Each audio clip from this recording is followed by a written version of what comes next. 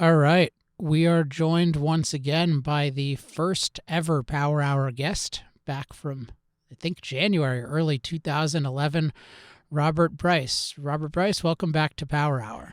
Wow, Alex, 9 years ago? Man, it seems well, it is hard to believe. It seems a lifetime or two ago. Yeah, I remember, when I started this show, I had an ally that we mutually know named Robert Bradley Jr., Yeah. still an ally. And I said, the number one guy I want is Robert Bryce. I don't think he'll come on the show, but he said, "Oh, I'll introduce you." And then you agreed to come on the show. And that was my first introduction to the idea that people would actually come on my show. So well, that was well, very exciting. I was happy to do it. Happy to do it again now, 9 years later. All right. So we are talking about your new book. And let's jump in with what's the title of the book and why is it? Why did you pick that title? Sure. The title is A Question of Power, Electricity and the Wealth of Nations. So a little bit of a rip-off of Adam Smith, maybe. To be honest, I went back and forth with the publisher over the title and what we were going to. Oh yeah, I forgot about this actually when I asked this question. But to his credit, Clive Priddle is the publisher at Public Affairs, and he came up with the title, and I think it's great. I think it really is a fitting description of what the book is about, because that's my thesis, that electricity is the world's most important and fastest growing form of energy. And the countries that have electricity that is cheap, abundant, and reliable are the ones that are rich and the ones that are prospering. And the ones who are struggling with blackouts, expensive electricity, dirty electricity, they are in the dark and they are poor. And just kind of, it's across the board. And everywhere you look around the world where electric grids are in trouble, where blackouts are common, societies are in either chaos or they simply aren't prospering. So, of course, you've written a bunch about electricity and energy more broadly in the past, but I've only read part of this book so far, but I've actually gotten the chance to watch Juice, the documentary, and so I got to see some of the research firsthand that inspired or at least informed this book. And it seems like you're even more enthusiastic now about electricity. And one thing that you emphasized in the movie and in the book is how electricity is particularly valuable in liberating women. So I'd like you to expand on that. Sure. This isn't necessarily one of the things that started me on the process of writing the book. I mean, just as a brief interlude, 4 years ago or so, I saw a clip in the New York Times about the struggles in Nigeria with the electric grid. And it reminded me that I had seen a piece on 60 Minutes in the 70s, if memory serves, where Morley Safer was in Lagos and kind of doing a smirking analysis of Nigeria and pointing out that they had a bunch of lead acid car batteries that were backing up their electric grid. And it just struck me that in 40 years, maybe, that Nigeria hadn't made any progress in improving its electric grid. And it made me look at it more closely and think, well, why is this? Why are some countries able to have abundant and reliable electricity and others don't? And so in the process of working through that and understanding what that was, I quickly realized, well, this is the critical commodity. Electricity is the critical commodity for women and girls. Why? It liberates them from the pump, the stove, and the wash tub. If women and girls are hauling water by hand, if they're washing clothes by hand, if they're having to go out and collect wood or dung or wheat straw or rice straw to cook dinner, every hour or minute that they're doing that is time that they're not in school, they're not reading, they're not writing, they're not at the computer, they're not seeking work outside the home. So there are many studies that show how electrification helps women.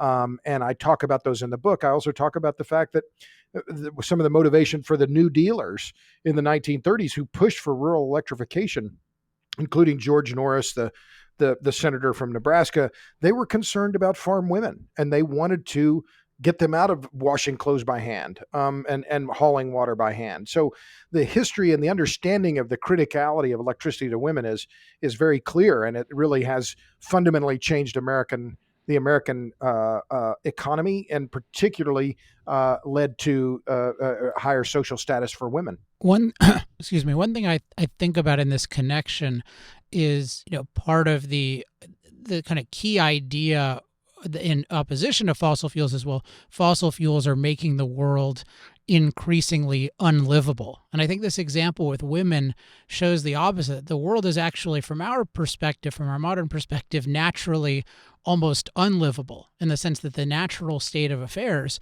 is one in which your environment is not giving you the sustenance and the protection that you need. And so you need to produce it. But because you have no machine power, then you are spending all of your time in drudgery producing your sustenance and your protection. And then you just look at, I think you have there's a great photo in the book about what's the little guy's name? It begins with an R, I think, like the electricity Ready mascot. Kilowatt.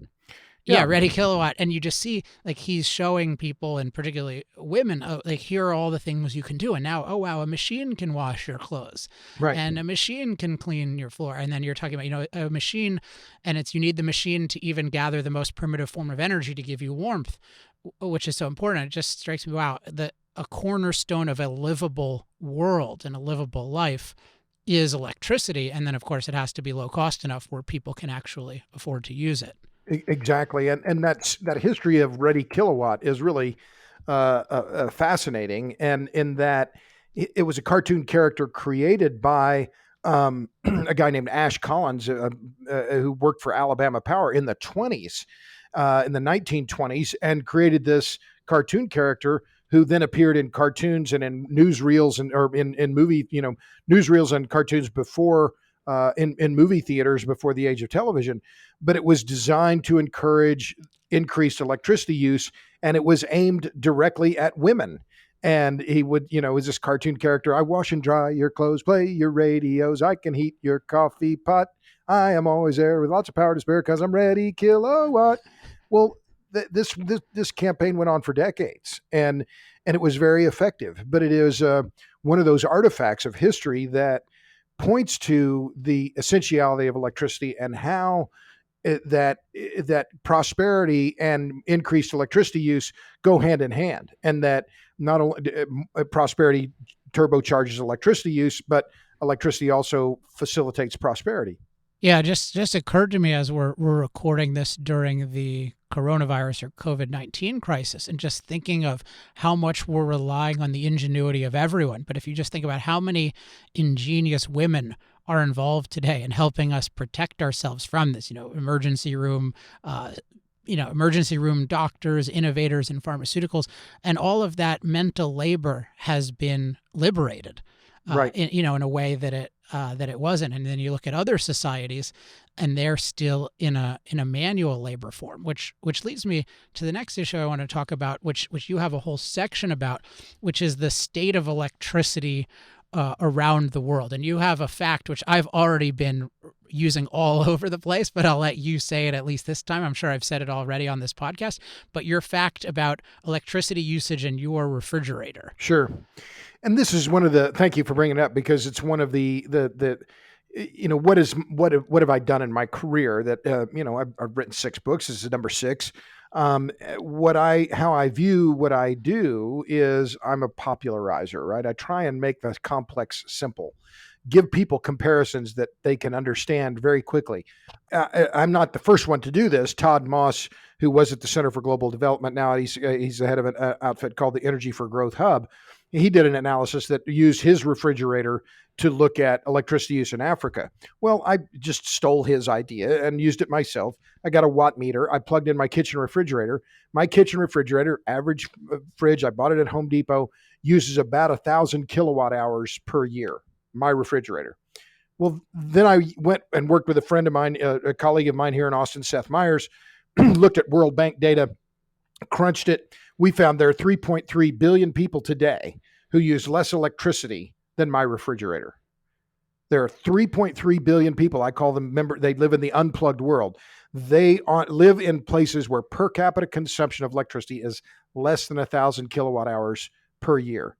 So, I mean, this is the great inequality in the world today. It's between the electricity rich and the electricity poor, and how we bridge that gap, how we deal with it, the fuels that we're going to use to bring more people out of the dark and into the light. This is the critical question for the 21st century.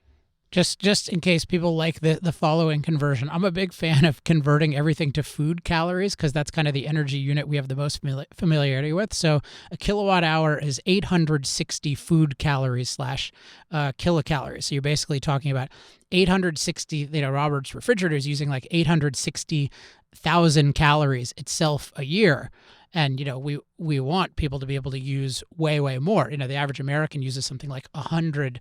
We use 100 times as many machine calories as food calories. So let's see a couple of things there. So we have 3 point. Where is the energy poverty concentrated, or the electricity poverty in particular? Well, if you look at this globally, it's South Asia, India. In India alone, or the average per capita consumption of electricity in India is about 800 kilowatt hours per capita per year. So effectively, all of India on a per capita basis uses less electricity than my refrigerator. All of India is unplugged. There's a billion people right there, 1.2 billion people. All of Pakistan, Bangladesh, numerous countries in South Asia, Africa. It would, nearly every country in Africa fits in that 3 billion people unplugged bucket, I guess. But the other thing, and I think that's important to understand, Alex, and this is one of the things that's really not disheartening, but I think it's a reality check on this inequality problem, is that how do we solve it? And I'm using now the papal we, the royal we. Well, who's we? I mean, can Americans do something about electricity poverty in Pakistan? Well, maybe, I think, but only through ingenuity, only through innovation, only through making electricity cheaper and systems that will make it cheaper. Because those countries where the electricity or where electricity is short generally lack integrity, and that's one of the things I also talk about in the book, or what I call the power imperatives: integrity, capital, and fuel. For a grid to work, for an electric grid to function and function well, the environment, the social structures around that grid require integrity, capital, and fuel. And integrity is the most important. The system can't leak. There has to be trust in the system. People who use electricity, the people who run the grid, they all have to believe the system is legit. And if they don't, the thing falls apart. Yeah, and this is one of the big topics I wanted to talk about, is these three imperatives. But before we get to those, you also have a classification of, I believe there are 3 levels of electricity usage. So what's your terminology around those? Sure, we divided or trifurcated the world into 3 buckets: the high watt, low watt, and unplugged worlds. And the high watt world is us, right? It's at less than 20% of the world's population. We consume in the high watt world, the threshold was 4,000 kilowatt hours per capita and above. And I chose the 4,000 kilowatt hour cutoff purposely because of an analysis done, I think it was 2001, by a scientist named Alan Pasternak, who worked at Lawrence Livermore National Lab.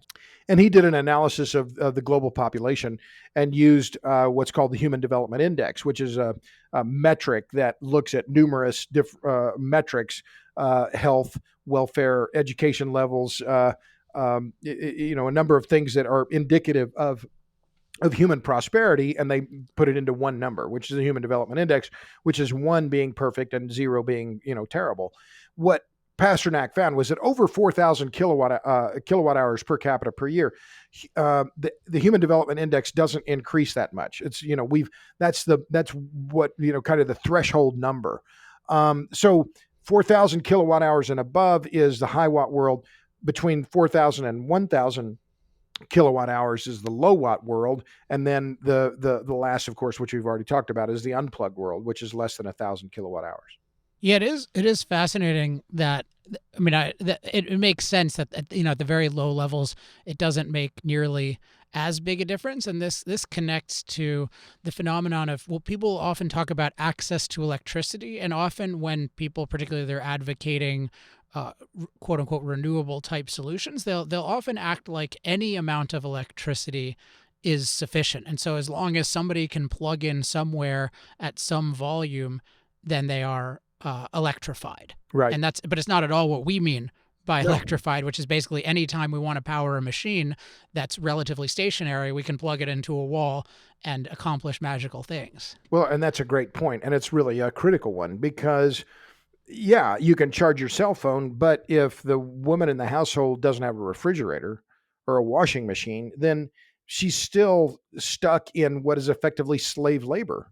So 100 kilowatt hours. And this is one of the things where it's clear that when you look at some of the policies that are being promoted by the Sierra Club and others that effectively want to prohibit the World Bank and other bilateral, multilateral lenders from doing any lending on hydrocarbon projects. So coal-fired power plants in Vietnam, which I've written about, the efforts to block them, and a lot of the big environmental groups in America effectively blocked under the Obama administration, or convinced the Obama administration, oh no, you shouldn't lend any money on that kind of project. That's hydrocarbons. Those are going to, fossil fuels. Those are going to contribute to climate change. Therefore, no, no, no. Well, how, to use what you've been talking about now for a decade, how moral is that? I mean, that just seems, it's going to be fine, we're just going to keep them in poverty and they're going to like it. No, they don't like it, and they're not going to stay there willingly, not if they have any other option. And that was the other key point that I think is essential to understanding electrification. And it's one of the things that I found in traveling around the world for this book. People will do whatever they have to do to get the electricity they need. Climate change is not their first priority. Getting the electricity they need to keep themselves safe and comfortable is the critical and unassailable effort that they're going to make, regardless of what anybody else does or says or thinks. Yeah, I find that very heartening that they have a human spirit and a desire to live, because it's, people call it climate change, but it's basically they're saying, yes, there are higher priorities to me than the number of molecules of CO2 in the atmosphere. Like, I care more about the number of years of my life, the number of hours a day I'm not working manual labor, the number of hours my kid can go to school. They're thinking of life in a holistic way. And if they're thinking of CO2 levels, it's one part of a whole. Whereas the whole modern dogma is to say the only thing that matters is get CO2 levels back to where they were before human beings did anything significant. And then that's however we need to do that, even if billions of people have to suffer and die. It's worth doing. And so I'm glad that people are rebelling against that. Well, and I think it's important as well to just understand as well, and maybe you've seen this, but it was just a few weeks ago, the New York Times carried a story about Japan. So let's be clear. This isn't just, people in Puerto Rico after, Hurricane Maria, or, people in Pakistan, or, or India, or wherever. No, you have the country of Japan now planning to build 22 new coal-fired power plants. And well, why are they doing that? Well, one, because after Fukushima, they shut down effectively all of their nuclear capacity. Second, they understand it's a very densely populated island. They can't possibly depend on renewables to provide the level of the vast amounts of electricity they need Yeah, at prices they can funny. afford. So they're building, and have already built just in the last few years, a half dozen or more new coal-fired power plants. And they're doing so because they know if they don't have abundant and reliable electricity, their entire industrial base is going to die. And they can't afford that. Toyota, you name it, Nissan, the great Japanese brands, they depend on in industrial levels of electricity at the terawatt hour scale that they know will be available 24/7. So let's then put this in the context of, so we have the three different levels, and including the unplugged all the way to the high watt, and then there are these three imperatives. So they are integrity, capital, and fuel, right? Yes. And so we talked a little bit about integrity, but I want to just ask a little bit more about that. So with the integrity, whose integrity is it? Is it, I mean, it might be multiple people's. Like, is it the government? Is it the grid? Is the core thing that somebody creating electricity needs to be able to make a return on it? What's the essence of integrity? All of those. Absolutely. So let me, just a quick vignette that I think helps explain this. So I show in the book, I have a graphic based on just straight out World Bank data, that when Saddam Hussein was in power in Iraq, and let's be clear, Saddam Hussein was a son of a bitch. He was a murderous thug. But when he was in power in Iraq, which went from roughly the early 70s through the mid 2000, I think it was captured in 2005, hanged in 2006. But from the time of his early days in power through the beginning of the second Iraq War, electricity theft in Iraq was effectively zero. I mean, the integrity of the Iraqi electric grid was maintained. Why? Because people knew you don't steal from Saddam. If you steal electricity from Saddam, bad things could happen, really bad things.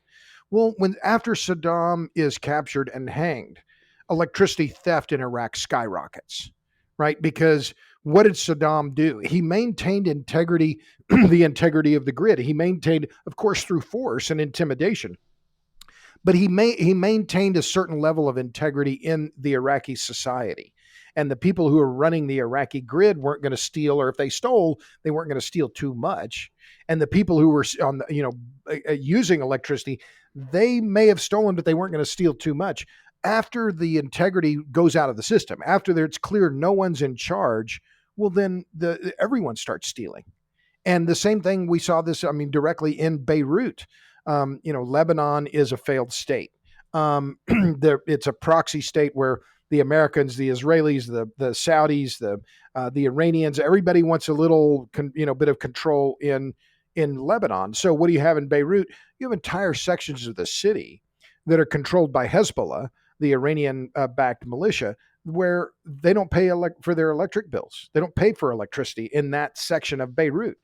And when the EDL, the grid operator in Lebanon, says, well, you should pay us, and Hezbollah just looks at him and gives him the, one-fingered salute and says, you come make us, we'll shut down the city. We'll have a general strike and then see how you like it. So this integrity is critical, and it can't be imposed from outside, but it's absolutely essential for the proper functioning of the grid, which has to pay for itself. Yeah, I think I'm really happy that you took on this topic and this section of the book, because often those of us who are advocates of hydrocarbons, one of the values we can point to is people becoming newly empowered with hydrocarbons. And that's crucial. And one thing policy-wise that absolutely needs to happen is we cannot restrict people's ability to use them. I mean, I think anything we're doing in terms of forbidding, discouraging poorer people from empowering themselves, I regard that as immoral. But it's, and as you mentioned also, any innovation we can do to make energy lower cost, that's obviously going to help. That's going to be a positive factor. Yeah. But we really need to recognize. Can I jump in? Oh, of course. One quick point there, because what's interesting to me as well is that in societies where integrity is lacking, such as in Lebanon, or when you look at Puerto Rico after Hurricane Maria, what was the critical fuel for providing electricity? It's oil. Now, you and I would never, and utilities in the United States would only use oil as the last resort. Now, pre-1973, the first OPEC oil, during the OPEC oil embargo, a lot of utilities in the electric sector in the United States were using oil. Oil was used for about 20% of electricity production in the U.S. But as soon as the price went up, everybody, no, we start burning coal, because in the Carter administration, Jimmy Carter said, we need to be burning more coal. And so utilities responded.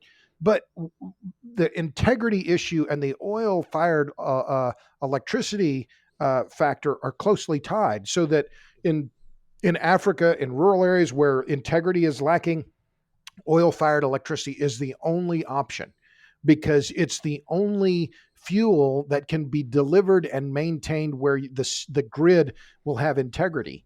And so when integrity is lacking, the consumer pays very high prices for their electricity because they're having to rely on oil. Great point. And by the way, if we have a Green New Deal, I'll bet oil-based electricity is going to skyrocket, because that's how people are going to protect themselves from the unreliable, I wonder whether grid. How long this, with the coronavirus and the economic damage that it is having, both here in the United States and around the world, just how robust the support for the Green New Deal is going to be when we get through all of this. Yeah, because I saw a story out of Europe. I didn't read it in detail, but I saw like the headline and maybe a paragraph just about how EU officials are saying, yeah, we have to scale back some of our green ambitions. And I'm saying, okay, but you're scaling them back basically because your productivity has already been decimated and you don't want to decimate it more. Well, maybe you should have considered the wisdom of having an ambition that would decimate your productivity. And that's in the US. I've been doing a little bit of TV on this. We're getting a preview of the Green New Deal. in terms of what does it look like when our ability to produce is dramatically decreased. Well, it sucks, and that's a mild preview of a Green New Deal. So just to go back to this, the three imperatives. So I was just getting into, I think it's really important to talk about sometimes the harder things to talk about, which is what do countries need to do, what do people need to do on their own to make electricity possible. And this integrity issue is crucial, and it's part of why if we're saying anything, as a country, one thing should be, hey, you need a business environment where people can make money on projects. Exactly as if you're not going to start a steel plant in Nigeria if people can just steal the steel. That sounds a little. I didn't mean to have it sound Right. in a pun that way, but if you could just steal whatever or the widget or you need this integrity of the system, and then that connects to the second one, which I want you to talk about, which is capital. Right. Well, exactly. It's what I say in the book, and what I think is obvious. Theft is the enemy of light. If there's rampant theft, you're just not going to have light because everything's going to get stolen, and it doesn't matter whether it's and this is an issue that I write about in the book as well, is the amount of electricity being stolen to grow marijuana, right? It's rampant in California where you live. Numerous busts of ganjapreneurs who are, organized crime guys, many organized Chinese organized crime outfits who are stealing electricity because the profits to be made, and because electricity is about a third of the cost of growing weed.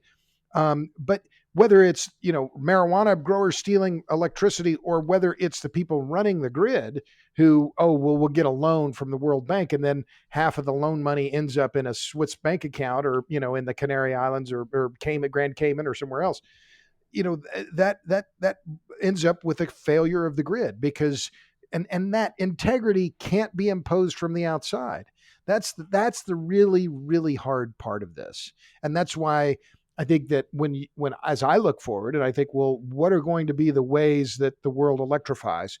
Well, if you look at what's happened in Africa recently, huge discoveries of natural gas offshore, Mauritania, Senegal, and Tanzania, they're going to be huge gas producers. Well, then they should use that gas to produce electricity, and it's going to take time. And as you point out, foreign companies aren't just going to rush in there if they don't know that they have the rule of law and enforceable contracts. And so how does this, why do you make capital one of the three imperatives? Well, because you can't do anything without money. I mean, back to my, that what I just said about, well, say you need 500 megawatts of new electricity capacity. Well, okay, it doesn't matter whether it's a coal plant or a nuclear plant or wind turbines or solar panels or gas plant or hydro or geothermal. The money has to come from somewhere. You got to have a banker. You have to have some venture capitalist, somebody who's willing to say, well, yeah, I'll write you a check for $500 million for 500 megawatts, and I trust that you're going to pay me back over the next 20 years. Well, if you don't have somebody, if the system doesn't have integrity, if a banker in Houston doesn't believe he can get his money back out of Ghana or Zambia or Pakistan or Mexico, he's not going to make that loan. So the capital is absolutely essential. And one other quick point about integrity, capital, and fuel. If integrity is first, if you have the integrity, you can get the capital. If you have the capital, you can get the fuel. But if you don't have any of those, the grid will shrink to the size where those three things can be assured. And the grid could be as small as we saw in Puerto Rico, just one household and one generator. But that grid works because the integrity is assured. That is a great point. I love that point that on whatever level it exists, it has those, and with any functionality at all, it has those attributes. And of course, it's wildly inefficient to have it on that level with all the fetishizing of, I think there's a lot of fetishizing of, I'm going to have my own power plant at home, and it's just going to be solar panels and a battery and that kind of thing. Let me ask about fuel then. So when you mentioned coal, and I want to talk a little bit more about coal, but so fuel is the third imperative. And then what are, you're thinking, what are the attributes that a fuel has to have? Well, The first one, of course, is going to be geographic. So if you're in Iceland, and we went to Iceland, well, 25% of the electricity in Iceland is from geothermal. Well, that's great for Iceland, but that's not going to work in Nebraska. There's no geothermal resource in Nebraska. 75% of the electricity in Iceland is from hydro. Well, that's great, but that's not going to work in, oh, I don't know, Arizona or New Mexico. They don't have those kinds of hydropower resources, or here in Texas where I live. So the fuel is determined by, of course, the integrity, right? Who can afford the different fuel, but it also depends on the stability of the government. Nuclear can work here in the United States. It works in Russia. It works in China because we have a stable society and a both capital infrastructure and intellectual infrastructure that can support a nuclear industry. Um, so that geography is critical, because it connects to all of these other factors. Why do they burn coal in Wyoming? Because Wyoming has a ton of coal. The same is true, in Russia. Why do they burn so much coal in Russia? Because Russia has a whole lot of coal, and the same with China. So a lot of factors go into determining the fuel mix. But again, this is indicative of the fact that countries will do what they have to do to get the electricity they need, and geography and will help determine what fuel mix is deployed. And then why is coal so universal, particularly in the developing world or the empowering world? Well, there are a lot of reasons, and this is one of the things that you know everybody in the environmental left loves to hate coal. Well, okay, that's easy to do, right? Oh, it's black and it's old, and but it's persisted since the days of Edison, since 1882, when Edison created the first central power plant on Pearl Street in Lower Manhattan. He used coal, and here we are now, 140 years later, and coal still provides roughly 40%, 38 to 40% of all global electricity. Well, why is that? Well, again, because countries are going to pick the fuel that works for them. But when you look at coal, again, this is about geography. The deposits of coal and coal mines are widely dispersed geographically. The fuel is cheap. It's not just abundant; it's super abundant, and the price isn't affected by any OPEC-like entities that can be manipulated. And then you add in the final thing: we've been building and operating these coal plants now for more than a century. The technology is well established. There's very little political or technology risk, and there are a bunch of different companies that can build them: Japanese companies, American companies, Russian, Chinese, and those companies can help get financing from their host countries. So that's why today there are 200 gigawatts of new coal-fired capacity under construction, not being talked about, not just on the drawing boards. No, they're being built now. Now, will they run at 100% capacity? No, they won't. But these countries and companies are doing what's in their self-interest. And I talked about Japan earlier, and that's a classic example. They're going to build ultra supercritical, that's very high efficiency coal combustion. They're building ultra supercritical power plants in Japan because they know they're reliable and affordable.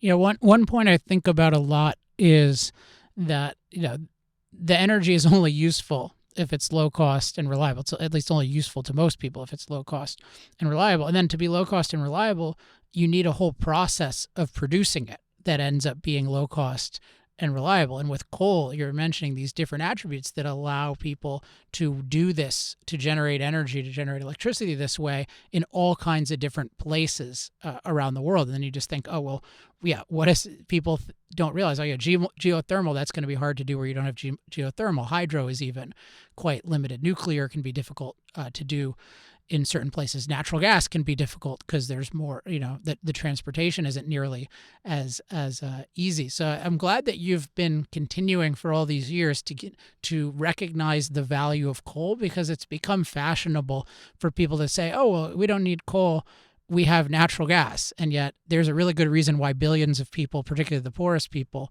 are choosing coal. Well, and to me, it's not even so much saying, well, I'm cheering on coal or whatever. It's just, this is the reality, and that's the part where I think that where our work has really overlapped over the last decade or so is, let's just look at we can talk about what is the ideal, or what what people want or think they want, or what, is politically popular, but what's really happening. And what's really happening is that you look at the BP statistical review, and coal's share of the global electricity market has been at 38% for more than 30 years. So this idea that we're just going to make some quick transition and we're going to go and do something else that is, cleaner, greener, less CO2, whatever. No, no, no, no, no, no, no, no, no, no, no, not so. Because these energy transitions and the energy and power systems that we have built, they've been built over decades, and trillions of dollars have been invested in them. We're not just going to pivot and do something else because it's politically fashionable. It may go for a little while, but ultimately it has to be able to be sustainable, both from an economic standpoint, a resource standpoint, and a land use standpoint. And we haven't talked at all really about renewables, but that's another major point I make in the book. And it's another point that really a lot of my work lately has been focused on, is the reason that renewables are not going to take over the economy in the United States, or not going to be, we're not going to, the Green New Deal is not going to happen. It's going to fail, is because there isn't enough land available to carpet the countryside with 500 or 600 foot wind turbines and thousands of miles of new high voltage transmission lines. It's simply not going to happen. Yeah, let's talk about this, because one thing that's interesting about what our work emphasizes is my emphasis on renewables, which I often call unreliables, is probably 90% on the unreliability and Right. why that doesn't scale. And you are really, talk about that, but you also talk a lot about land use. And so I want to hear you talk about land use, because maybe I need to incorporate those arguments more. Sure. Well, it's a point. I have a whole chapter in the book. It's the longest chapter in the book. It's 30 pages. This Land Is My Land is the title. Looking at these land use conflicts. In fact, I'm supposed to have a piece in the New York Post tomorrow. I had a piece in the New York Post a couple of weeks ago talking about this very issue. Why am I pro-nuclear? Well, one reason is that it's low carbon, that it's scalable, that it provides baseload, very reliable power, 24/7, but it also has an extraordinarily small footprint. The Indian Point nuclear plant in Buchanan, New York, just north of New York City, covers 1 square kilometer. And from 1 square kilometer, it produces 16 terawatt hours of electricity per year. To match that output from Indian Point with wind turbines would require covering more than 1,300 square kilometers with wind turbines, 1,300 times more land. And this is the great disconnect, I think. But you have environmental groups, Sierra Club, Natural Resource Defense Council, 350.org, your acquaintance and mine, Bill McKibben. Oh, well, we'll just run the world on wind turbines. The hell you will. Bill McKibben lives in Vermont, teaches at Middlebury College. You cannot build wind energy capacity in Vermont. In fact, just earlier this week, the last pending wind project in Vermont, a project called Derriere involving one wind turbine, was voted down or was disallowed by the State Public Utilities Commission. Vermonters hate wind energy. But in the last election, both the Democratic and the Republican gubernatorial candidates said, yeah, we're opposed to it. In Bernie Sanders, the architect of the Green New Deal, you cannot build wind in Vermont because of land use conflicts. So this idea, there are many reasons. There are many problems with renewables, and the unreliability, the incurable intermittency is one of them. But I think as I've said many times, it's even before that. Where are you going to put it all? Just, go slowly. I'm from Oklahoma. I'm kind of slow. Tell me where you're going to build and you're going to put hundreds of thousands of wind turbines. It's just not going to happen. Well, the argument is, because you'll sometimes get this from Elon Musk has a version of this with solar, because they'll say, well, if you just, the solar version is if you just like put all the solar panels, you take a really sunny area and you run some, estimate of this many kilowatt hours a day.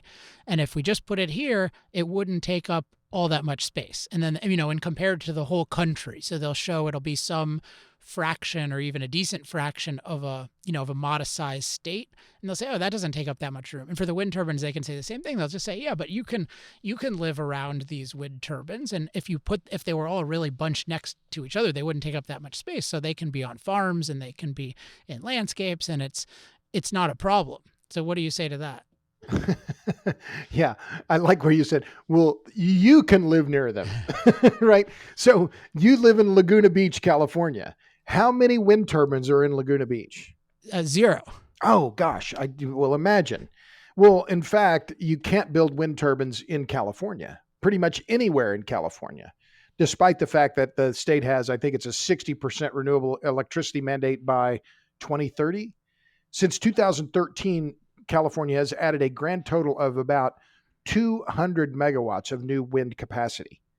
You can't build it. People don't want to live near it. People that have money will fight it and have fought it. So what is the wind industry doing? They're trying to go out in remote areas, like Hinton, Oklahoma. Well, my mom grew up in Enid, a little, wheat farming cattle community out in western Oklahoma.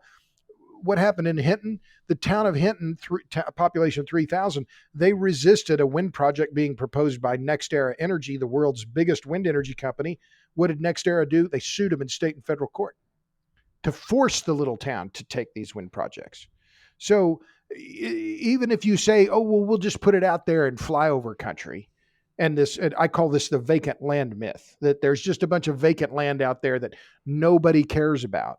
Well, it's just not true.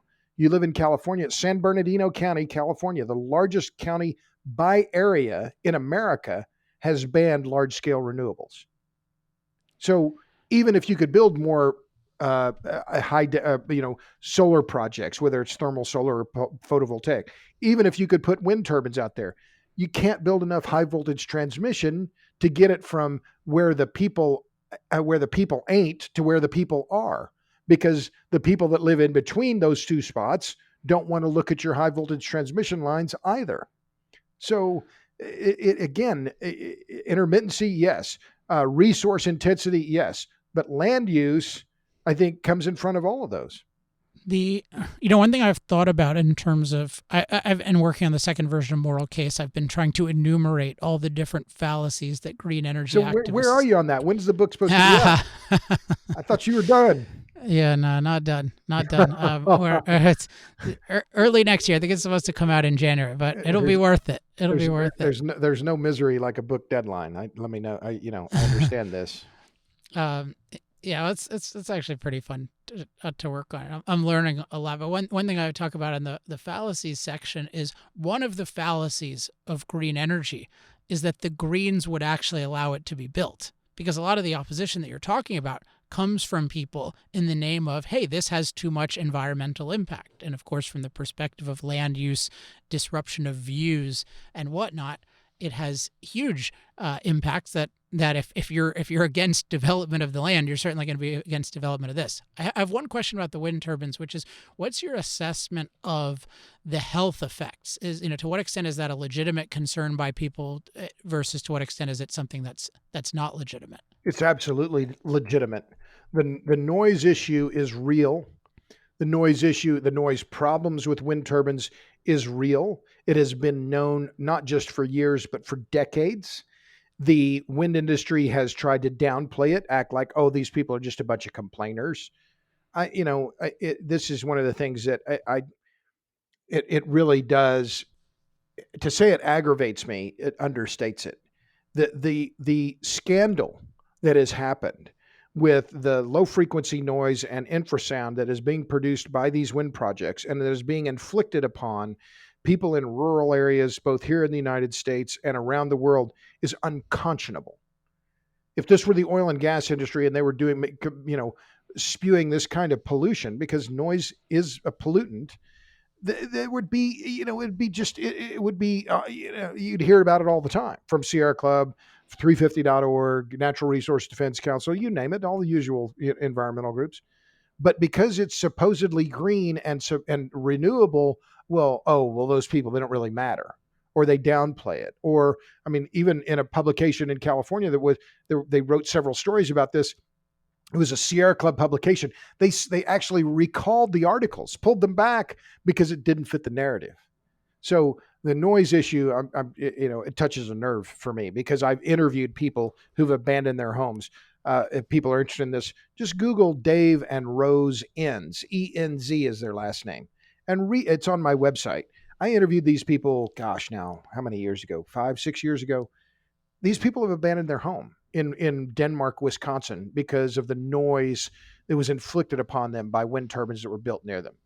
I mean, it's if this were the oil and gas industry, there'd be hell to pay. But because it's the wind industry and they think it's renewable, oh, these people are just complainers, or the noise isn't a problem. It's a scandal. Yeah, I'm glad you are emphasizing that point, and I want to look into it more and emphasize it more. It's part of, if we're talking about empowering the world and electricity as fundamental to the wealth of nations, and I would put it as human flourishing. There's just so much dishonesty with the green movement about what will actually work to do that. And you can see it, both dishonesty about like what can even produce low cost electricity at scale, and also just dishonesty about the side effects, not acknowledging the noise issue with wind, or not acknowledging the intrusiveness that these things have, that people don't want to live around them for other reasons. And so the last topic I want to talk about is, what do you think we can do in general to champion more electricity production and use around the world? You mentioned some obstacles to it, because it's not like we are the lords of the world, nor should we be. But what can people do to champion better electricity policies? That's a good question, and I've thought about this some, but I hesitate to give some kind of a glib answer, because one of the problems with the electricity business and the electricity sector is that it's complicated. To say, oh, well, I want better electric service, or, well, okay, so you have your local utility. I live in Austin. It's a city-owned utility. Well, the city utility answers to the city council, and then there's part of the grid operator here in Texas, and it's such an incredibly complex web that makes up this network, right? The electric grid that we see but never think about, and this invisible force that we just take for granted. So how do we advocate for better policy? um I need to think about that, Alex, and it kind of caught me flat-footed, and it's kind of in the first time, and I think maybe it is the first thing. And I wrote an essay just recently about Freeman Dyson, who died That was a recently. great essay, by the way. I Thank really you. loved the essay, and that you linked to the essay of his that I wasn't familiar with, which is crazy because it so overlaps with my own thinking. And it was tremendous. I quoted it at 10 years ago in my book Power Hungry. And when he died, I thought, well, I need to bring that essay back. But what I think better policy, not just about electricity, but about energy, I think, is that first you have to, and I think this sings from your hymnal, is that we have to understand that this form of energy, particularly electricity, this really is a human right. That they deserve this.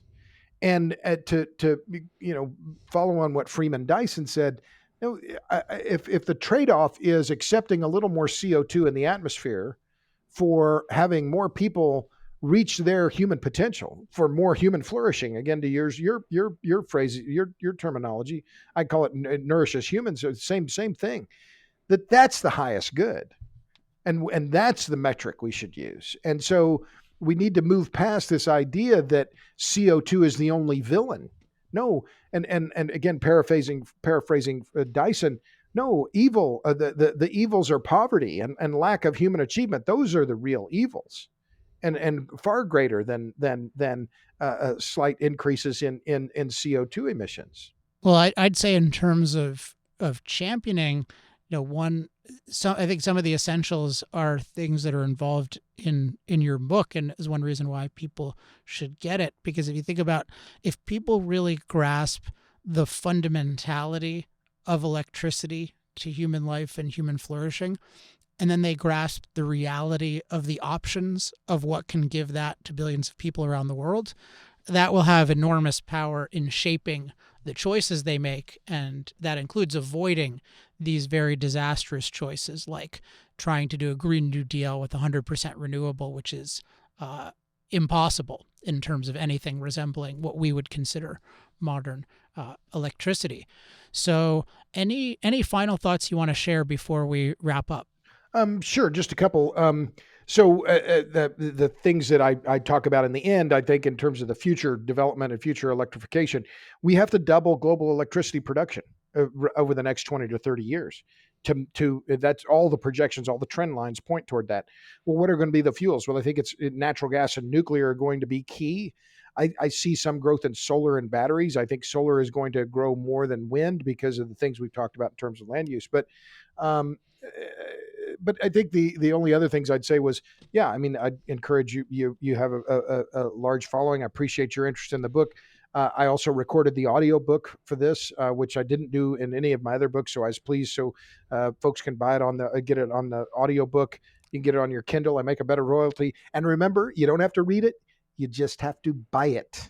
I forgot that was your expression. I'll definitely recommend doing both. So Excellent. I have even purchased both, even though both the audiobook and the digital book, even though I got a free copy of the physical book. Right. So Good. I would encourage listeners to do the same, budget permitting. And yeah, I've learned a lot from you, Robert, and you were one of the early people who inspired me on these energy issues to really love the value of energy and also to love the technology behind it, which I think you're very good at explaining. So I always appreciate your work, and I thank you for coming on the show. Happy to do it, Alex. Thanks a million. All right. Talk to you soon. Okay.